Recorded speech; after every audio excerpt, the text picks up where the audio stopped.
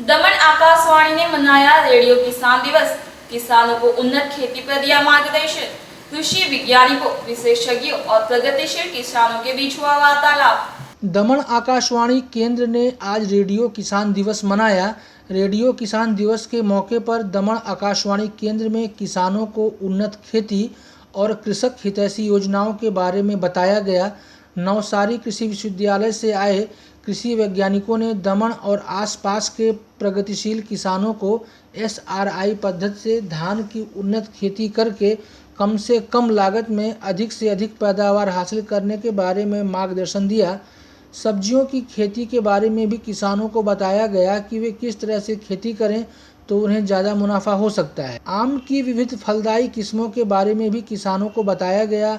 इसके अलावा किसान क्रेडिट कार्ड से किसानों को मिलने वाली राहतकारी ऋण योजना के बारे में भी किसानों से चर्चा की गई, उन्हें जानकारी दी गई।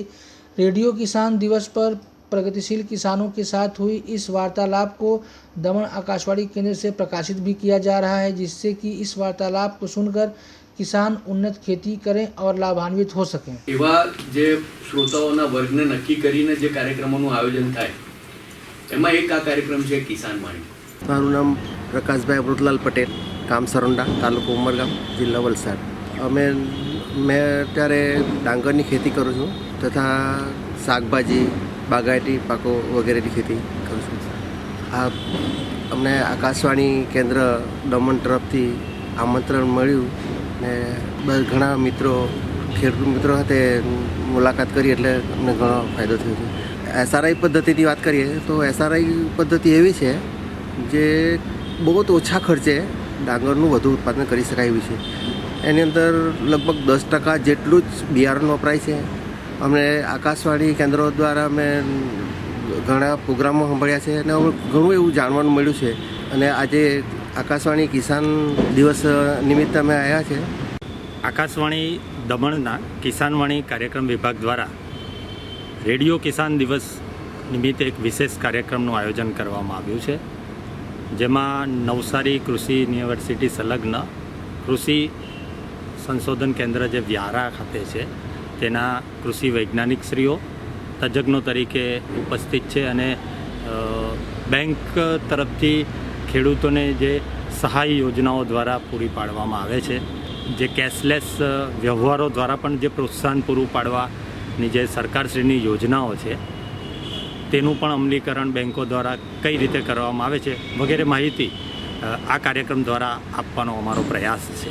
ખાસ કરીને દમણ અને સાથે જોડાયેલા ગુજરાતના વિસ્તારમાં જે ખેડૂત ભાઈઓ બહેનો છે, જે પ્રગતિશીલ ખેડૂતો છે, તેમની ખેતી વિષયક વાતો પણ આ કાર્યક્રમના માધ્યમથી કરવામાં આવશે। પશુપાલન, કૃષિમાં મહિલાઓનો ફાળો, આંબાની ખેતી, આ સમગ્ર વિષયોને આવરી લેવામાં આવેલા છે।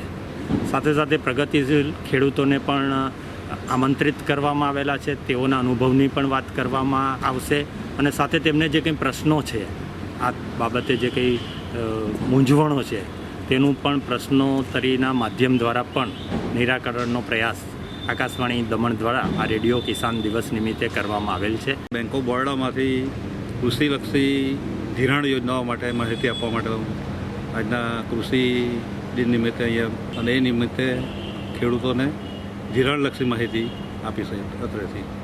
ખેડૂતોને કિસાન ક્રેડિટ કાર્ડ અંગેની માહિતી, જેમાં સરકારશ્રી તરફથી ખેડૂતોને પ્રોમ પેમેન્ટ એટલે કે નિયમિત ચૂકવણી ઉપર 3% ઇન્સેન્ટિવ આપવામાં આવે છે ખેતી ધિરાણમાં। એટલે કે ખેતી ધિરાણ 7% ખેડૂતોને અમે આપીએ છીએ, એમાંથી 3% નિયમિત ચૂકવણીમાં 3% એ લોકોને ઇન્સેન્ટિવ આપીએ છીએ અને ગુજરાત સરકારે પણ આ વખતે 3% ઇન્સેન્ટિવ ડિક્લેર કર્યું છે। એટલે ખેડૂતોને 1% ધિરાણ કિસાન ક્રેડિટ કાર્ડ મારફતે મળી શકે છે। મારું નામ રાજેશભાઈ કરશનભાઈ પટેલ છે, મુકામ પોસ્ટ વાંકોલ છે, વલસાડ। હું મરચાંની શાકભાજીની ખેતી કરું છું, તેમાં ખાસ કરીને મરચાં અને મરચાંમાં હું સારું એવું ઉત્પાદન લેવું છે। મને 2011માં નરેન્દ્ર મોદીના હાથનો, મુખ્યમંત્રીના હાથનો મને એવોર્ડ મળેલો છે। આજની તારીખ બી મારી મરચાંની ખેતીમાં મબલક પાક લહેરાઈ રહ્યો છે। તેમાં વૈજ્ઞાનિક લોકો, ગામ સેવક અને બીજા તજજ્ઞની સલાહ લઈને સારું એવું ઉત્પાદન લઈ શકીએ છીએ। એમાં મારે અત્યારે ટામેટાની ખેતી કરેલી છે, બીજી ગલગોટો છે અને મરચી છે.